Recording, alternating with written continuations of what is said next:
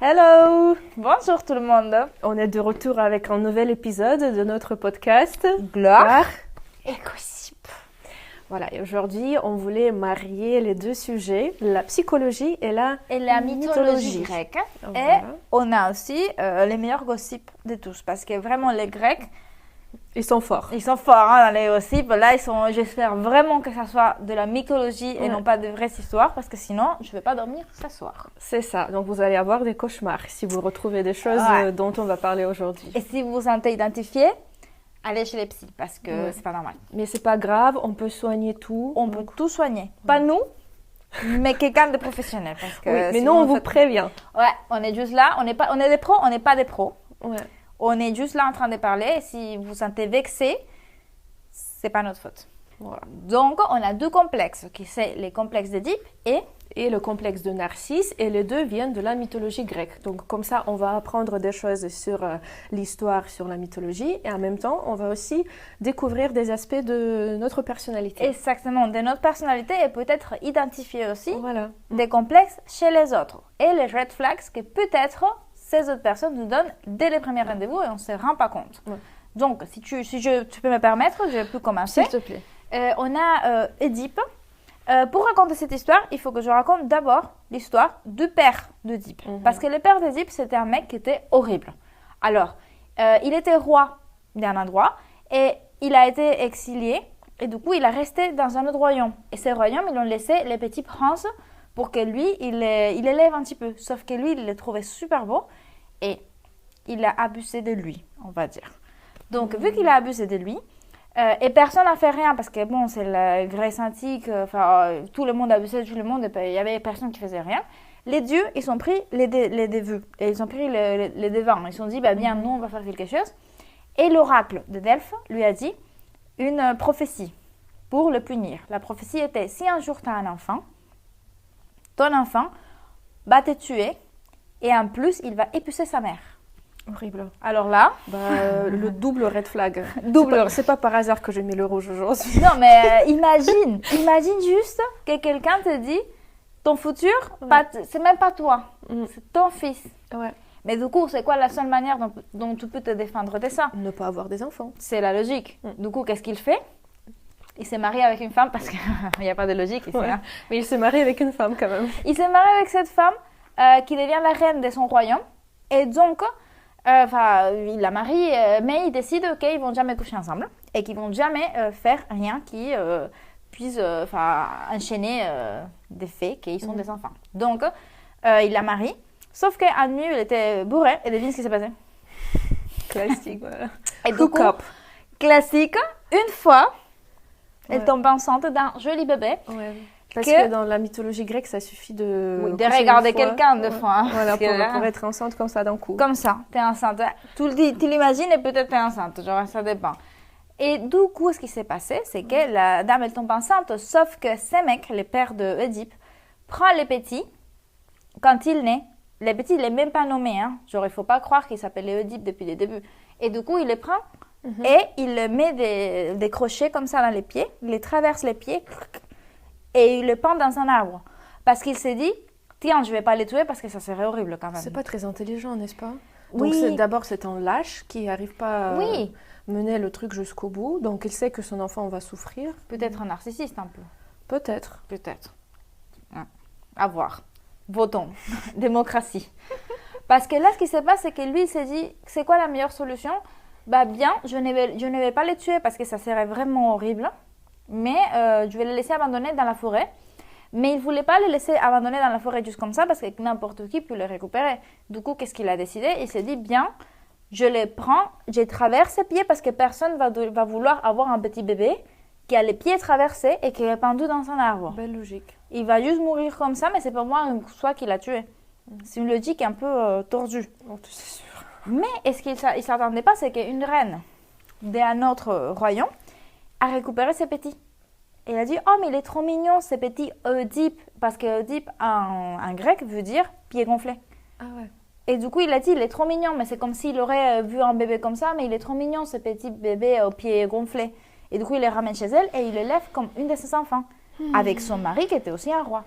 Oedipe il grandit Et il découvre jamais ce qui s'est passé avec ses parents. Cependant, Édipe, grand, il va chez l'oracle. Et qu'est-ce que lui dit l'oracle, à ton avis? C'est le même oracle du coup. C'est le même oracle. Du coup, il lui dit, bah toi, Voilà, tu vas tuer ton père. et tu vas marier ta mère. Et lui, il saisit. Oh my God. Et du coup, il s'échappe. Je pense que c'est ce qu'on ferait tous. Ouais. Si on nous dit notre destinée et qu'elle n'est pas ouf, genre en mode, Ouais. tu habites dans cette ville et dans cette ville, tu vas perdre une jambe. Tu fais ton mieux de partir de la ville Bien pour sûr. que ça n'arrive pas, je sais pas. Après, perdre une jambe, c'est une chose, mais là, il s'agit de tuer ton père. Donc, Ou tu de te tuer dis, ta moi, meilleure amie. je veux pas tuer personne, donc du coup, je vais. Non, mais c'est- imagine que je suis avec toi et qu'un oracle me dit que je vais finir pour te tuer. Mhm, D'abord, je te raconte ça Voilà. et je te dis, c'est mieux si on ne se voit plus. tout à fait. Mais ça se trouve que finalement, je t'ai tué parce que je pars. Et du coup, comme je t'ai pas aidé dans une situation où tu pourrais mourir, c'est comme ça que c'est impossible de deviner le futur. Du coup, est-ce que Oedipe a tort ou pas? Je pense que c'était logique ce qu'elle a fait. Oui, parce qu'il s'enfuit. Il a dit, bah, bien, je m'enfuis, on s'en fout, ça va pas arriver de toute manière. Alors, dans le chemin, ils partent avec son cheval. Et du coup, il trouve du mec qui était un peu imposant, un peu autoritaire. Il lui dit, bire-toi de là-bas parce que c'était en train de passer tous les deux. Il voulait tout la place pour eux. Il lui dit, mets-toi de côté. Et comme Oedipe a pris trop de temps, ils ont tué son cheval. Oedipe, il s'énerve de ouf. Et il faut savoir qu'Oedipe était un prince Mhm. à l'époque, enfin avec ses parents. Donc forcément, il a l'attitude d'un petit prince. En mode, il a les droits à tout. Du coup, deux mecs random qui viennent le dire et qui tuent son cheval et lui disent de s'enlever du chemin, il le tue. Il est en mode, tant pis, mes parents, ils verront. Comme ça. J'appelais mon père Ils demain. se sont pas coupables, ils culpabilisent pas. Non, donc ils tuent enfin, les il mecs. culpabilise un petit peu, mais il s'est dit que, bon, Ils qu'au ont pire, mérité. ils ont mérité, mais ils ont tué son cheval. Donc, en même temps, Mm. ils auraient tué. Je n'ai pas des chiens, mais si j'aurais un chien, ils ont tué mon chien, je me serais énervée aussi. Mhm. Je ne les aurais pas tués. Mais en même temps, on n'est pas dans la Grèce antique. Je ne connais pas c'est quoi les valeurs de l'époque.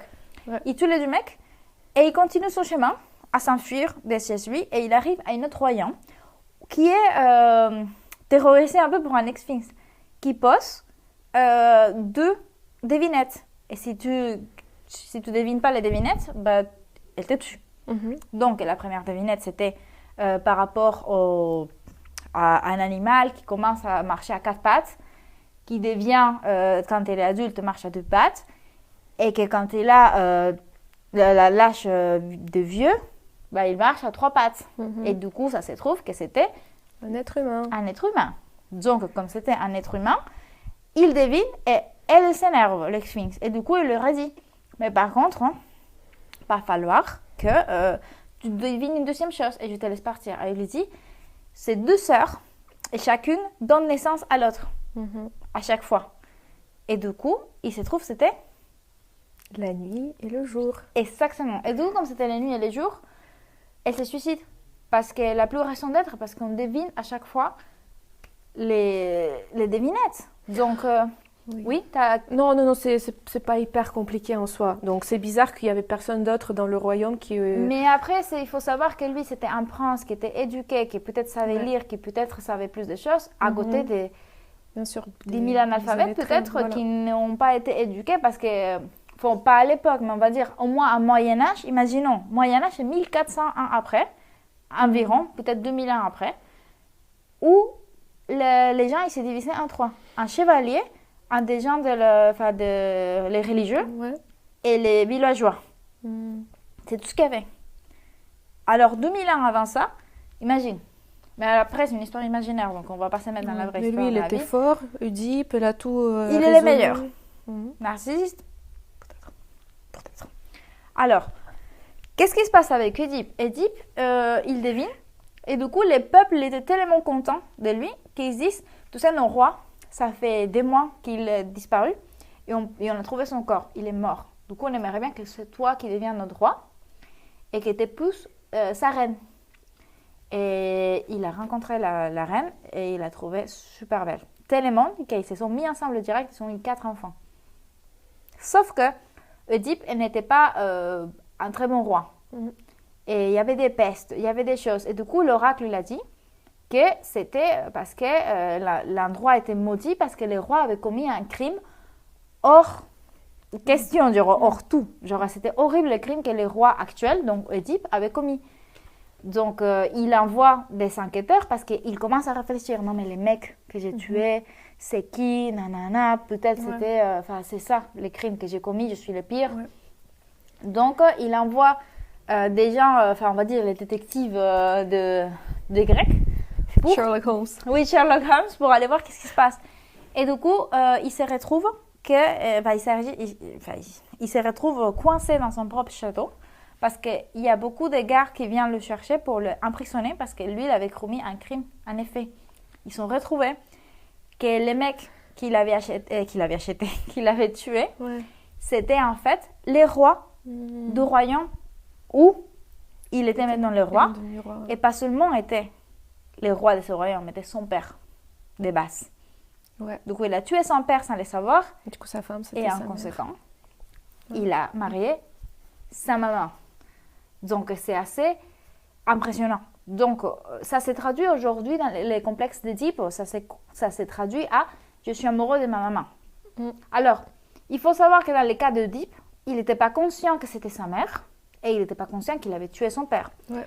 Mais on appelle complexe d'Édipe aujourd'hui à cette petite complexe qu'on a entre 5 et 6 ans quand on est amoureux de notre père ou de notre mère et qu'on est jaloux de notre père ou notre mère. Inversement, disons je suis amoureux de ma mère, bah alors je suis jaloux de mon père.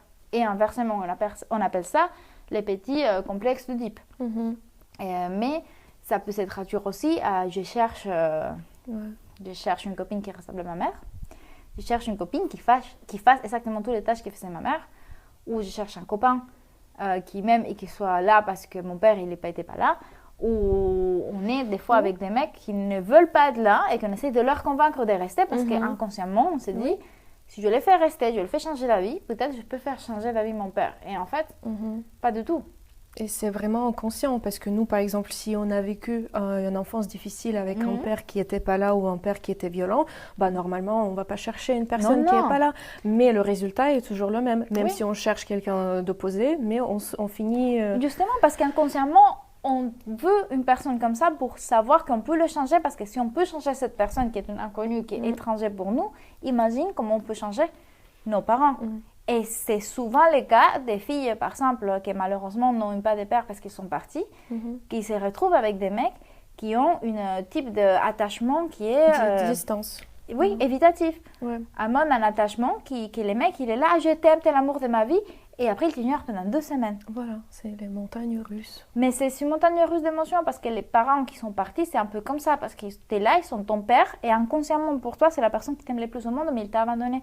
Du coup, inconsciemment, tu es avec quelqu'un qui, forcément, va te faire ça. Il t'aime plus que tout. Mais en même temps, il part. Donc, il t'aime pas. Genre, spoiler, il t'aime pas. Genre, juste quitte-le, prends des notes.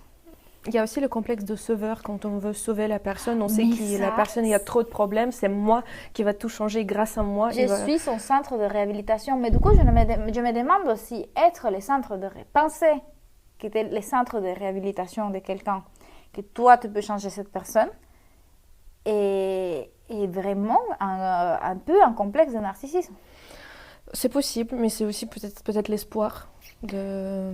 Désespoir plutôt. Mais un désespoir et un espoir, parce que tu te dis, lui, il est le pire, mais pas seulement je vais lui changer, mais il va changer pour moi, parce que moi, je vaux la peine, il va se rendre compte que moi, je suis tellement bien, qu'il va changer pour moi. Fait, ouais. Du coup, à quel point, tu sais que l'effet là de love bombing, c'est lui où on a bien un mec et c'est ce que les narcisses font. Mais les narcisses, ils font ça, ils te font croire que tu es le centre de l'univers et ensuite tu enlèves tout ça pour que tu te sens le pire. Tout à fait. Mais la personne qui reçoit le love bombing est quand même un peu coupable parce que son côté narcissiste lui fait penser qu'en effet, comme quelqu'un ne va pas tomber amoureux de moi en 12 jours si je suis la meilleure chose au monde. Donc, si tu sens que quelqu'un est en train de tomber amoureux de toi au bout de 12 jours... Red flag. Red flag, toi, red flag, lui, genre, c'est pas possible. Oui, t'es intéressante, t'es jolie, t'es bien, mais c'est pas... Non. Non. Personne ne fait ça. Ouais. Mais peut-être Personne pour fait parler de ça, on va parler un tout petit peu de Narcisse. mais du coup, pour je voulais te comprendre, en fait, demander ce que c'est. qu'est-ce que c'est exactement, qu'est-ce que c'est, comment ça nous affecte aujourd'hui, parce que là on parle de narcissiste, mais on ne sait pas d'où ça vient. D'où ça vient les termes narcissiste? Bah pareil, ça vient de la mythologie grecque. Et Narcisse, c'est un personnage c'est un fils d'une nymphe et de dieu de fleuve. Et lui, dès son enfance, il était très beau. Il avait de beaux parents et lui, il était très beau pour le coup, donc il était très attirant. Il était d'une beauté exceptionnelle. Et pareil, comme dans la plupart de mythes, il y avait un prophète qui vient du jour au lendemain. C'est ses parents qui lui posent la question, est-ce que notre enfant sera heureux? Donc c'est ce qu'il voulait savoir. Et le prophète, il dit oui, à condition, il y a une petite condition, qu'ils ne se connaissent pas. Donc quand on te dit ça, à condition que tu te connaisses pas. Tu seras heureuse, mais il faut que tu te connaisses pas. C'est un peu bizarre pour nous. Surtout, là, on est tous axés sur la recherche de soi-même. Il faut se connaître pour construire sa vie. Et qui tu es, il faut d'abord que tu t'aimes toi pour aimer les autres. Bien et sûr. lui, c'est le contraire. Du coup, il faut pas qu'il s'aime, parce que sinon, il sera pas capable d'aimer aux autres. Mais pourquoi? Voilà, ils se connaissent pas. Et là, quand on voit la suite de cette histoire, on comprend pourquoi. Parce que justement, en grandissant, Narcisse, il était tout beau, tout attirant, tout le monde voulait être avec lui. Mais lui, il déjà peut-être il comprenait qu'il était joli, donc il rejetait tout le monde. Il avait énormément de prétendants et prétendantes, donc c'était les garçons et les filles. Tout le monde. Il rejetait tout le monde, il voulait être avec personne.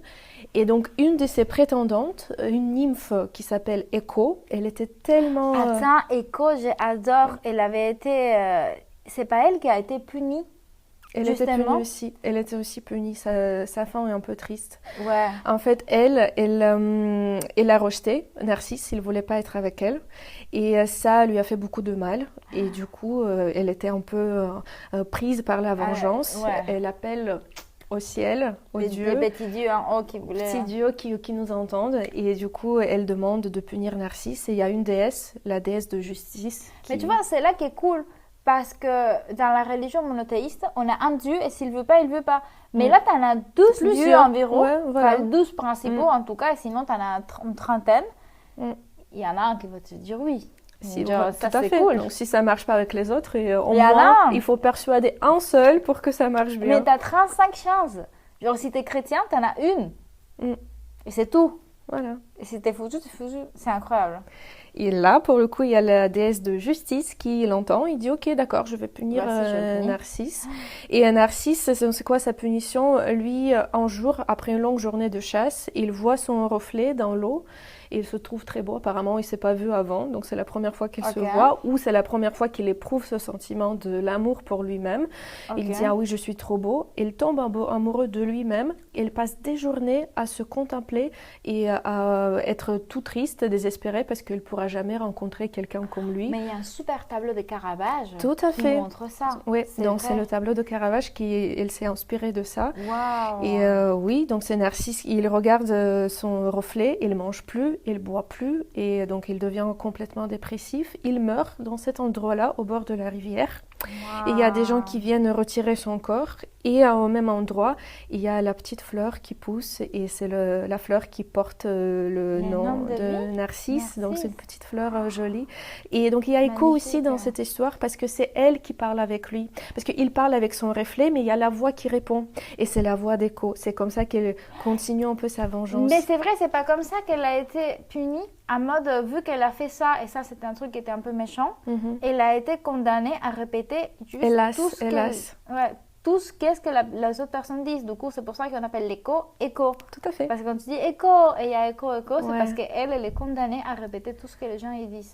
Dans l'histoire de Narcisse, il disait, ah oui, c'est trop triste que je puisse pas être avec moi-même. Et il disait, hélas. Hélas, donc c'était un peu un truc qu'elle répétait tout le temps.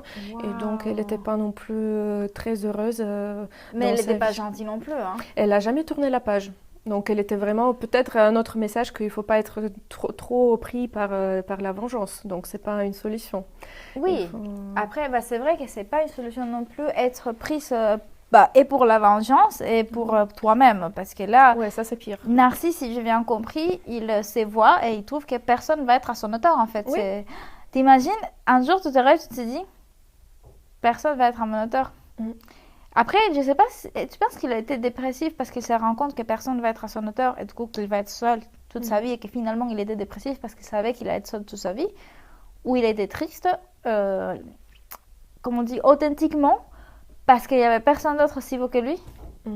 Peut-être les deux, parce que là, c'était quand même la déesse qui l'a puni, donc c'est peut-être un truc inconscient, c'est quelque chose qui était plus fort Ah, de c'est lui. quelque chose qui a été un inception, quoi. Voilà, donc peut-être il ne pouvait pas non plus contrôler ses émotions à ce Bah moment-là. oui. Mais voilà, dans tous les cas, lui, il meurt. Et le complexe de Narcisse, c'est quelque chose qui est vraiment utilisé largement dans la psychologie d'aujourd'hui. Mais Et, du coup, un narcissiste, ça c'est quoi aujourd'hui?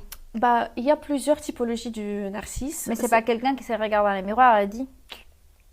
Un Ouais. peu, mais c'est plutôt une métaphore. Donc, c'est quelqu'un qui se croit supérieur aux autres, Ok. qui n'éprouve pas d'empathie. Donc, si quelqu'un souffre, on ne sent pas grand-chose. Donc, Du coup, il n'y a pas d'empathie. pas, très peu ou pas, voilà, Ou il n'y a pas pas du tout. d'empathie. Oui, en gros, la personne qui supporte pas les critiques, donc quand tu dis des choses contre cette personne-là, elle prend pas ça très bien.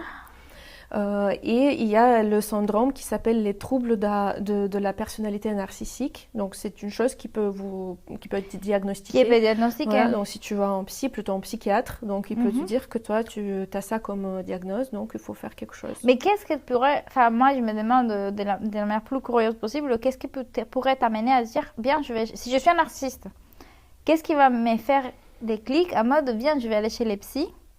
Pas pour savoir si je suis narcissique, mais je vais aller chez les psys parce que déjà, un narcissiste, est-ce qu'il peut conscientiser qu'il va pas bien ou qu'il y a un truc qui va pas dans sa tête? Je pense qu'il y a quand même le côté factuel. Ta vie part en cacahuète. Tu n'arrives pas à construire une relation saine parce que ça marche pas. Sauf si tu tombes sur une personne un peu toxique aussi, mais ça marche pas non plus. Donc, Non, dans le travail, pareil. Donc, dans la ces cas-là, personne- on est l'oracle de Delphes, ça ne va pas marcher. Non, mais bien sûr. Donc, Non. en fait, quand la vie Ça m'a part fait en finir. cacahuète, c'est là où les personnes se rendent compte qu'est-ce qui ne va pas. Et peut-être, si la personne a assez d'intelligence et la capacité de se remettre en question, c'est là où ça peut marcher. Est-ce qu'être narcissiste,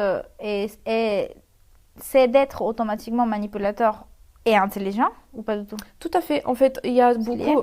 Les manipulations constantes, ça fait partie de la description du narcisse. Donc, il recourt souvent à des manipulations.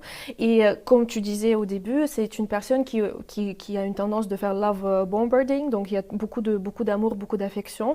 C'est quelqu'un qui va pas chercher non plus une personne très simple et très basique et va vraiment viser les personnes qui sont déjà à un niveau assez supérieur pour se sentir encore plus Supérieur. fort. Voilà, pour voir si, par exemple, lui, ce monsieur, il sort avec moi. Donc, pour moi, ça booste encore ma confiance en moi. C'est pareil pour les hommes. Ils cherchent des filles fortes, donc qui Pour le pour les rabaisser encore plus. Wow. Donc, c'est souvent le cas. Est-ce qu'il y a des gens que tu peux nous citer en mode dans la vraie vie ou pas dans la vraie vie qui sont narcissistes? Bien sûr, si on parle de gloire et gossip, le côté glorieux de ça, c'est peut-être la littérature et les films. Et Oui. là, le premier, une des choses qui vient à l'esprit, c'est peut-être le portrait de Dorian Gray. On a parlé d'Oscar Wilde l'autre jour. Mais c'est que Dorian Gray. Mais après, en même temps, Oscar Wilde était un peu narcissiste, on va pas se mentir. J'ai déjà parlé de la vie. Oui. Il pensait qu'à lui-même, en général. Mais c'est vrai que Dorian Gray, c'est vraiment le... C'est niveau plus. C'est vraiment le narcisse peut-être pervers, le narcisse... Oui, parce qu'il s'en fout de passer au-dessous des gens pour Bien que... sûr, pour il a lui, tué bien. les gens. Il a tué les gens, il C'est vrai. rabassait les gens, les sentiments des autres comptaient rien du tout. Donc oui, C'est vrai qu'il faisait pas preuve d'empathie, aucun type d'empathie. aucune. Et c'est, ouais. Mais ça, c'est vraiment le classique, le narcisse classique. Après, on peut aussi parler de Great Gatsby, le personnage principal, qui est aussi un peu... Il n'est pas vraiment un narcisse pervers parce qu'en soi, Il le fait pas pour lui. il blesse pas vraiment les gens autour, mais il y a quand même un côté de narcisse romantique parce qu'il fait semblant d'avoir une vie grandiose, il ment sur son passé, il crée toutes ces soirées pour... Après, pour ceux qui n'ont pas vu Great Gatsby, ou le Great Gatsby, je vais raconter de mon point de vue, après Sacha va vous dire ce qu'elle en pense, parce que de mon point de vue, c'est un film romantique, où il y a ce mec qui, d'un coup, il déménage dans un petit village où il y a tout, et à côté d'un voisin, et c'est ce voisin qui raconte cette histoire de ce mec Gatsby qui aménage à côté de lui, et qui tous les soirs, il fait des fêtes Mais c'est la fête comme si c'était les galas, comme si c'était Nouvel An, hein, tous les soirs. Et il dépense de l'argent et c'est un mec riche et personne ne le connaît, mais il est incroyable. Et après, tu te rends compte avec le temps qu'en fait, il fait toutes ces fêtes pour voir si cette fille avec qui lui, il a sorti une fois quand il était jeune, apparaît. Il vient dans ces fêtes-là. Oui, et du coup, il avait déménagé exprès dans cette maison parce que son voisin, c'est les cousins de cette fille. Et du coup, il s'est dit, si je deviens ami de cet homme, peut-être qu'un jour, il pourra me présenter sa cousine. Sauf que sa cousine, elle était mariée et que lui, il fait tout pour qu'elle soit avec lui. Sauf qu'elle, elle profite du fait qu'il est riche, qu'il achète des trucs, nanana, mais classique, quand lui, il lui demande, mais c'est quand que tu quittes ton mari, c'est quand que... Elle, non, mais après, non, mais je peux pas, non, mais je ne peux pas. Jusqu'à ce qu'il y a un gros accident. Gatsby, il meurt. Et cette fille, elle fait comme si rien n'était. Et pour moi, c'est un film romantique parce que je trouve que Gatsby, oui, il a menti parce qu'il a dit qu'il s'est fait sa propre fortune alors que pas du tout. Et qu'il était, s'il était endetté, il avait volé pas mal de choses. Il était dans des business qui n'étaient pas trop nets, on va dire. Mais j'ai l'impression qu'il a tout fait ça, pas pour lui, mais pour elle. Mais c'est une autre forme de narcissisme. Voilà, mais après, je ne suis pas sûre s'il a fait vraiment pour elle, si c'était sa vraie intention. Peut-être il a fait ça pour lui, purement pour son ego, pour prouver, regarde ce que tu as raté. Donc, regarde, on n'est plus ensemble, donc tu aurais pu être avec moi, tu aurais pu être encore plus heureuse. Et voler, c'est-à-dire qu'il est capable de voler quelqu'un à quelqu'un d'autre. Genre en mode, moi...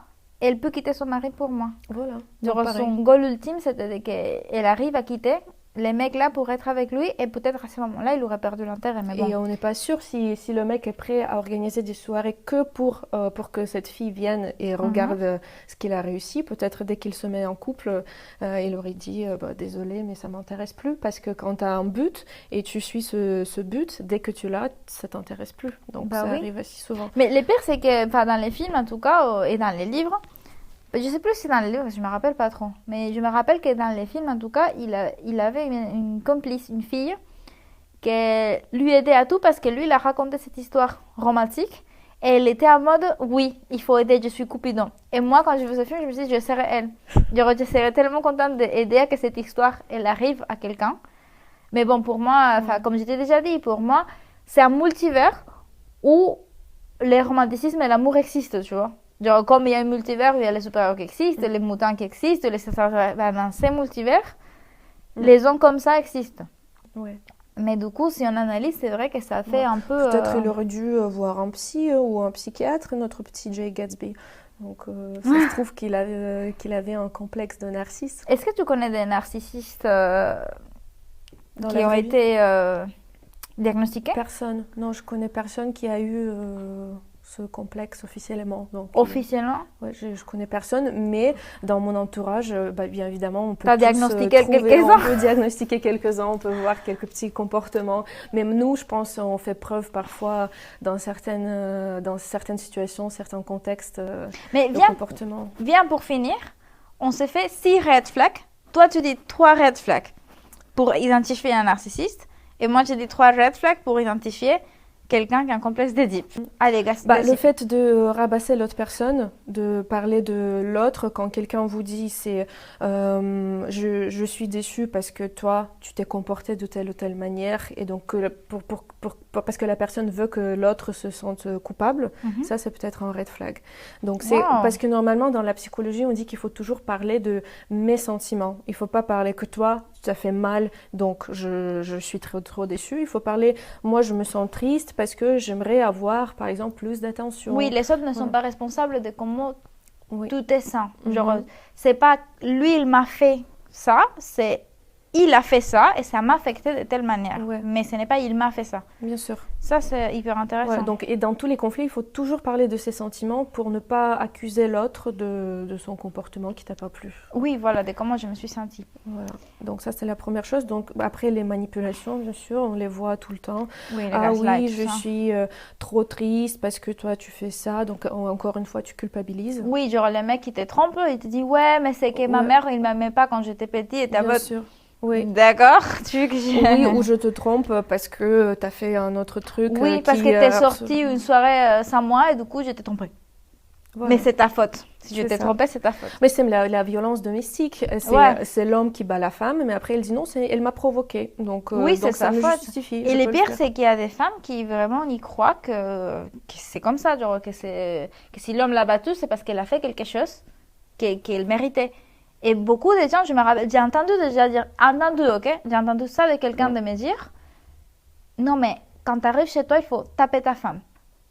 Tout sait pas pourquoi, mais elle sait. J'étais en mode, mais ça, c'est pas normal. Oh non. Ça, il faut appeler la police. Bien sûr. Et peut-être la troisième, mais c'est pas, ça pourrait être pas très grave en soi, mais pour moi personnellement c'est important.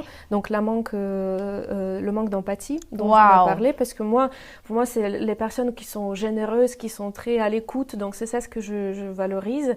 Et si la personne elle fait absolument pas d'attention à ce qui se passe aux autres personnes qui le concernent pas, ça pour moi c'est quand même, c'est pas un red flag en soi, mais c'est quelque chose qui me plaît pas. Non, mais c'est quelque chose qui est très narcissique. Tu sais, par exemple, pendant les premiers dates, il y a souvent un red flag quand tu vois que la personne avec qui tu es en date, il traite mal les serveurs. Donc, il est tout gentil avec toi, mais avec les serveurs, il est mal poli, il balance l'addition, les cartes. Ça peut être... Mais et pour faire les ponts, la manière dont ton partenaire traite ses parents, il va te traiter à toi.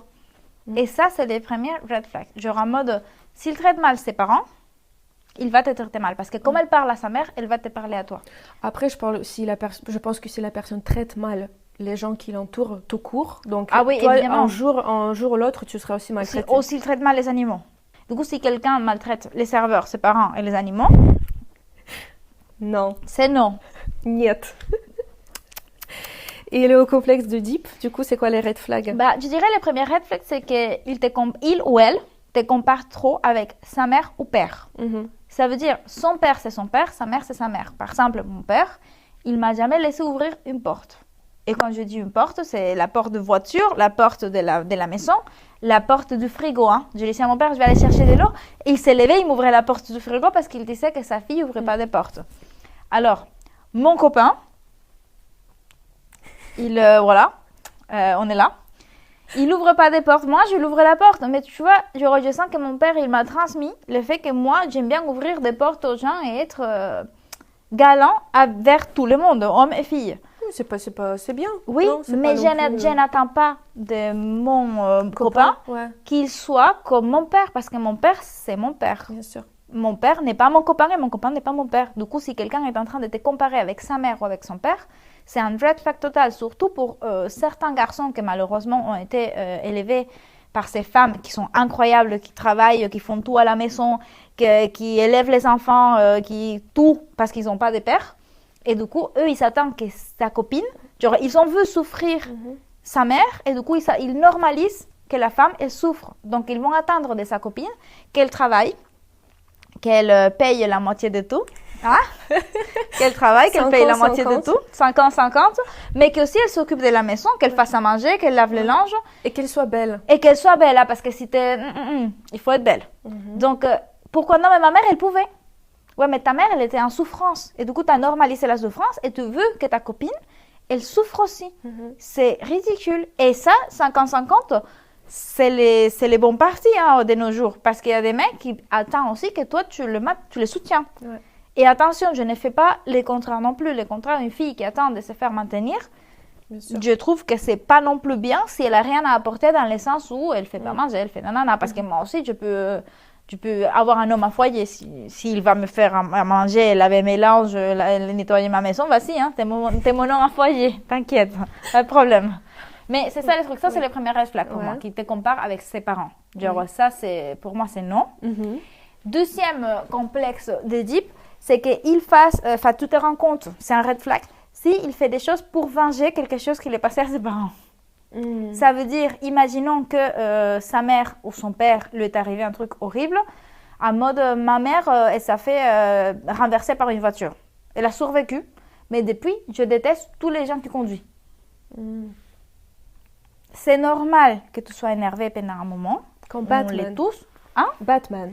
Comme Batman. Batman, par exemple, c'est un fort exemple d'un complexe d'Oedipe régulier. Hein, parce que qu'est-ce qui se passe? Il n'arrive pas à trouver un amour stable parce qu'il est toujours en train de combattre les crimes. Et du coup, comme il combat les criminels, il ne peut pas se permettre un amour stable. Mais pourquoi il combat les criminels? Parce qu'il y a un truc qui est arrivé à ses parents quand il était petit. Et du coup, il est traumatisé de ça et il décide de combattre les crimes. Mais ça s'arrête quand? C'est quand il arrête de venger ses parents et vivre pour lui-même. Bien sûr. Du coup, ça, c'est un red flag. Genre quelqu'un qui vit pour les rêves des autres. Genre, et ça se traduit soit en vengeant la mort de ton père, ou non, mon père, il a toujours voulu que je sois un avocat. Donc, j'ai sacrifié ma vie pour les rêves de mes parents. Pour prouver quoi que ce soit, ouais. C'est n'importe quoi. Et le troisième? Alors, si je devrais dire un troisième, je sais pas. Je sais pas parce que les complexes de type, c'est assez carré dans l'histoire. Mais je dirais pour les parents, red flag, pour les beaux-parents qui sont amoureux de ses enfants. Dans le sens où, t'es trop belle, tu ressembles beaucoup à moi, c'est pour ça que mon fils t'aime. Ça, red flag. Red flag, beaux-parents, parce que cette belle-mère, elle va... Je te le dis pour expérience, parce que cette phrase que je viens de dire, on me l'a dit. En mode, tu ressembles vraiment à moi, c'est pour ça que mon fils est amoureux de toi. On me l'a dit comme ça. Ses fils n'étaient pas amoureux de sa mère. Mais cette mère était bien amoureuse de son fils et elle a tout fait pour qu'on se quitte. Tout ce qu'elle a pu faire, elle l'a fait. Une fois, elle m'a dit même, écoute cette phrase, elle m'a dit, c'est bien qu'il a trouvé quelqu'un qui ressemble à moi, parce que quand vous aurez un fils, c'est comme si nous, on a un petit et du coup, tu peux partir parce que tu es juste un four. Elle a vraiment dit ça? Elle m'a dit ça, que j'étais un four pour avoir un fils et qu'elle puisse l'élever et qu'il soit pareil à son fils parce que son fils, il est parfait. Et comme c'est elle qui l'a élevé, bah c'est bon. Ah, red flag, je vous dis tout de suite, ça va pas. Et t'es restée combien de temps après? Beaucoup de temps. Je ne veux même pas dire, mais beaucoup de temps. Et le pire, c'est que j'essayais en mode, elle me disait, bien, je vais t'apprendre à cuisiner. Comme ça, tu cuisines comme moi, comme ça, il est heureux. Et j'étais en mode, bien sûr, et j'ai appris plein de choses. Mais c'était pas ouf et j'ai perdu beaucoup de temps. Je déconseille forcément. Du coup, troisième red flag. Donc, premier red flag, ça va être qu'il te compare avec ses parents. Deuxième red flag, qu'il fait tout pour ses parents, en mode qu'il sacrifie sa vie pour ses parents. Et alors, quand je dis qu'il sacrifie sa vie pour ses parents, ça inclut pas quand ses parents sont malades ou qu'il faut qu'il prenne soin d'eux parce qu'ils sont dans une situation précaire. Ça, bien sûr que non. Et la troisième red flag, c'est ça. C'est pas l'enfant, mais la mère. Ou le père, parce que des fois, les parents, c'est pareil. Hein. Donc, c'est ça. Faire attention à ce qu'il dit ses parents et voir si ses parents, ils vont s'imposer. Parce que dans cette relation, sa mère, elle s'est vraiment imposée. Et ça n'a pas marché. Spoiler, c'est fini. Mais vraiment, elle s'est vraiment beaucoup imposée. Au point où elle voulait habiter avec nous. Il nous dit que si on déménageait ensemble, elle allait habiter avec nous. D'accord. Comme ça, elle s'assurait que son fils, il était bien. Imagine ça. Voilà, donc vous voyez, la mythologie grecque quand même nous apprend a pas mal une forte influence sur la vie de tous les jours. Donc dites-nous si vous avez identifié quelques petits traits, Narcisse ou Oedipe, dans vos comportements, dans le comportement de vos proches. J'espère qu'on aura donné assez d'informations pour identifier ces gens qu'on ne veut absolument pas dans notre vie. Oui, ou les gens qui on veut aider tout simplement, s'ils sont prêts. Et on n'est pas des centres de réhabilitation. Tu n'es pas un centre de réhabilitation. Jamais. Moi non plus, je ne suis pas un centre de réhabilitation. On n'est pas là pour réhabiliter personne. Les gens, ils se réhabilitent qu'eux, s'ils veulent se réhabiliter. Et j'espère qu'avec ces messages, on peut vous dire au revoir. Et laissez-nous en commentaire si ça vous a aidé, si vous avez aimé. Et peut-être décider pour des autres complexes si vous aimeriez bien qu'on en parle. Et qu'on en parle aussi d'où ça vient. Parce que c'est cool d'en parler. Donc, vive la mythologie grecque. Ouh.